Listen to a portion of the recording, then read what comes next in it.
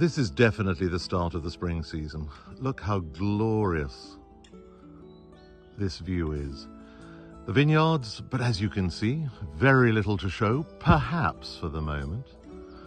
But don't be misled, because already we're starting to see the first signs of growth and development, and it's a moment of considerable excitement in the whole of Tenuta Il Finale. Take a look at these. Signs of life. And this is going to be the beginnings of what we hope will be another extremely exciting year and another wonderful harvest in 2025. We're going to be bringing you a lot more of what's happening in the vineyard in the coming weeks and months. And also, of course, what's happening with the results of 2024, where we are with our bottling, where we are with our tasting.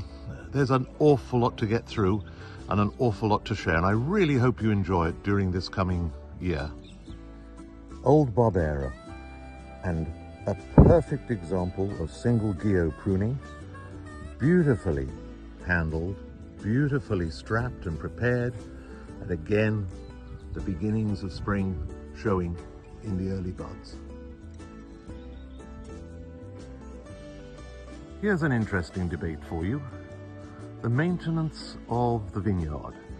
What is the right way? Well, you know, I think there are as many right ways as there are vintners and farmers who are involved.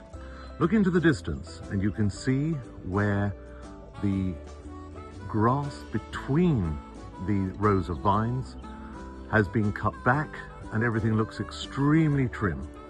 Then look at what we have here, where we've still got fairly lush grass. We've got still a mixture of plant within the rows. And the purpose of this, and leaving it possibly, some would argue, this late, is to protect a little bit against the drying out of the soil at a time when the forecast over the last few weeks has been of a great deal of sunny weather, and you can see that certainly today.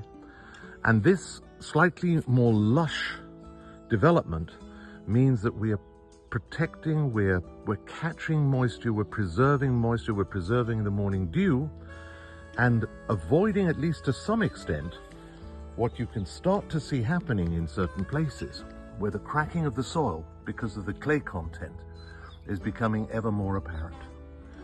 So, who is right, who is wrong?